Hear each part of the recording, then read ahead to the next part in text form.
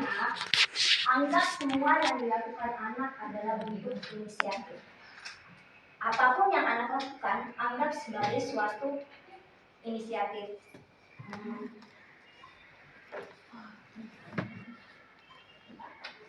Ya, aku di sini dulu kayak. Kita ada main sesuatu lagi, musik, terus anaknya tiba-tiba berdiri. Jadi lagi terus anaknya tiba-tiba berdiri. Biasanya kalau kita ngerjain sesuatu ke anak, lalu anaknya tiba-tiba berdiri, kita ngapain? Kayak gitu kan. Nah, kalau nganggap bahwa apapun yang kamu lakukan adalah bentuk inisiatif, jadi pikirannya itu adalah, wah dia punya ide baru nih, mau ngapain. Jadi waktu saya main musik sama si anak, main tepuk-tepuk apa tuh alat musik, lalu dia berdiri, saya ngomongnya, oh kamu mau kita joget. Terus jadinya setelah itu dance, jadinya dia senang, aku senang. Terus setelah itu dia jadi mau nambahin lagi interaksinya. Apakah si anaknya di awal benar-benar mau joget? Bisa jadi enggak, bisa jadi iya. Tapi perilaku yang dia munculkan itu kita tidak anggap sebagai memang begitu Ji. Kayak tadi, begitu Ji, memang dia Kak suka berdiri. Terus bagaimana kalau berdiri sebelum lagi, kayak kesannya ini anak kayak tidak punya tujuan hidup begitu ya. Makanya tadi kan kita bilang ya anak kita tuh memang special nih, memang beda, memang betul memang beda. Ya dibilang aneh-aneh, ya memang perilakunya agak aneh-aneh, caranya mengekspresikan diri agak aneh, tapi dia manusia. Ya manusia kalau dia melakukan sesuatu berarti ada tujuannya. Kenapa jadi terlihat aneh? Karena mungkin saya yang belum tahu tujuannya dia apa. Jadi saya cuma bilang begitu juga memang dia Kak suka berdiri. Masa ada orang suka berdiri? Pasti ada itu berdirinya kenapa? Suka lihat sesuatu kan ketika dia berdiri karena dilihatnya jadi lebih tinggi kan? Atau tadi mau dance kah? Atau mau bilang cukup nih ganti lampunya? Atau mau apa gitu. Jadi apapun yang dilakukan anggap sebagai interaksi, anggap sebagai ngomong sesuatu. Jadi harus saya ambil, nggak boleh saya cuekin atau nggak boleh saya patahin. Lalu berkomunikasi dengan gestur. Jadi kalau ngomong usahakan ada gerakannya. Iya. Waktu anak Kak masih di bawah umur 2 tahun atau bahkan di bawah 1 tahun yang tidak special need, atau waktu itu kita belum tahu dia special need, waktu kita suruh dia minum atau kita tanya bangun nih atau masih lapar, dan kita ngomong masih lapar Kina, iya bangun nih Tauha pagi, ayo makan. Kenapa? Karena secara naluriah kita ngomongin ini ya, religi. Karena Allah sudah ciptakan kita dengan insting bahwa beginilah caranya kamu memulai interaksi dengan si anak. Kalau ada ekspresi wajahmu, kalau ada gesturmu, maka anaknya akan lebih memperhatikanmu dibanding kamu ngomong aja. Karena kalau kamu ngomong aja, kata-kata itu tidak ada maknanya. Tapi kalau kamu bilang makan, mungkin anaknya tidak tahu apa itu makan, tapi dia lihat tuh begini, dia lihat bahwa oh mungkin tuh aktivitas yang berhubungan dengan masukin sesuatu ke mulut, gitu kan. Nah, lalu kenapa dengan anak-anak kita yang special need, yang kita sudah jelas-jelas tahu ada diagnosanya, ada terapisnya yang jelas-jelas bilang bahwa anak tak punya kesulitan memahami kata-kata. Lalu apa yang diharapkan kalau cuma ngomong terus-terusan berulang-ulang, tidak dibantu dengan gerakan, tidak ada ekspresi wajah, lalu dia menangkap maknanya dari mana?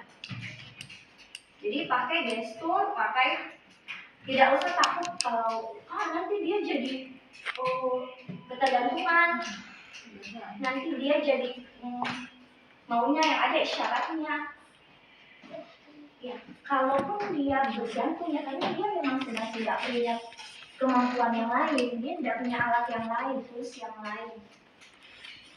Lalu berkomunikasi dengan bunyi, maksudnya itu dengan bunyi ketika main atau dengan aktivitas. Asosiasikan sekarang dengan bunyi. Contoh kita lagi potong-potong terus sama anak, potong beneran nih di dapur, lagi potong sayur, potong-potong.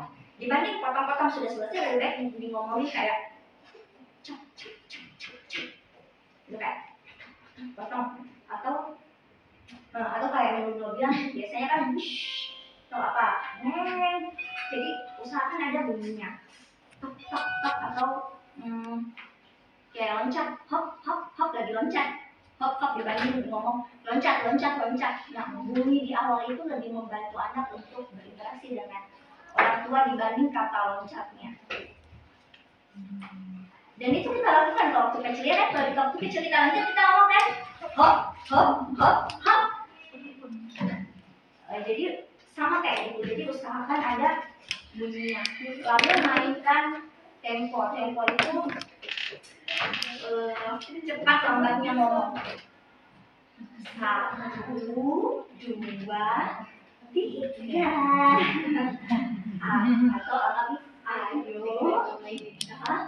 loncat hop hop hop.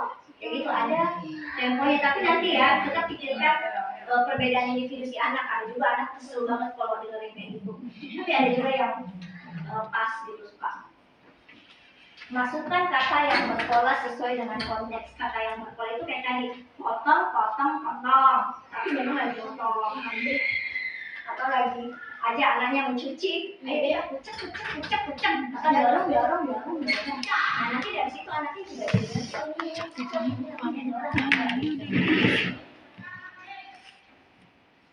ajak anak menyelesaikan masalah bersama.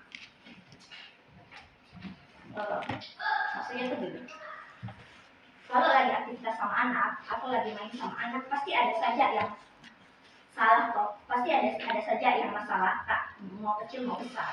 Ya contoh tidak ada gunting di meja. Biasanya kalau mau nyuruh anak, kalau lagi mau gunting sama anak terus gunting dari di meja, mamanya atau orang tuanya bilang apa, atau gurunya bilang apa? Tadi ambil gunting di situ. Nah, kalau mamanya bilang tolong ambil gunting di situ, yang menyelesaikan masalah tadi tidak ada gunting itu siapa?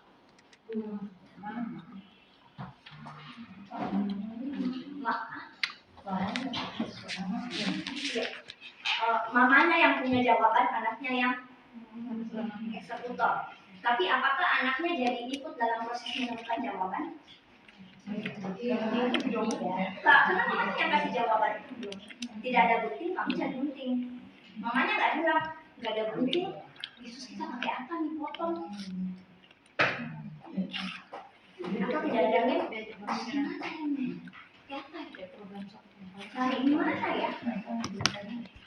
Jadi proses mencari masalah bersama itu akan membuat interaksi jadi lebih panjang. Terserah jawabannya salah atau benar. Kenapa jadi buru-buru? Kenapa jadi biasanya interaksinya tak panjang? Karena kita cuma mau terima jawaban benar dan mau buru-buru. Kalau menyelesaikan masalah bersama, namanya anak-anak pasti ada salah-salahnya. Anggaplah bilang, tadi gunting gimana ya? Terus anaknya malah pergi ke bawah meja. Iya, bukan di situ ya, Cina. Selesai itu masalahnya. Tapi anggaplah jadi tidak ada meja. Mana lagi ya? Coba mama cari di atas meja, tidak ada juga. Gimana dicari? Tapi kan jadi panjang, anaknya jadi nunduk, jadi lihat, jadi buka-buka, jadi apa. Nah, semua tadi apapun yang anak lakukan kita anggap sebagai respon.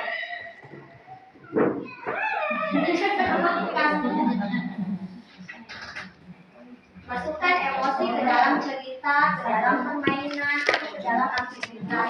Jadi mama semangatnya mama. Kita masa hari ini. Ini potong bawang ini makannya mama gak suka. Jadi masukkan cerita ke dalam permainan dan aktivitas, atau lagi main mobil-mobilan, main apa, kasih emosinya di dalam situ. Kayak supirnya ini semangat sekali mau ketemu dia, atau tabrakan, supirnya marah. Jadi ceritanya itu ada emosinya, karena anak akan terkailnya, terpancing itu sama emosi yang diekspresikan. Lalu beri anak kesempatan untuk beropini. Suka nggak, tidak suka, mau yang mana, pilih apa, bagusnya apa. Walaupun mungkin opininya aneh, walaupun mungkin opininya overstimulus. Oke,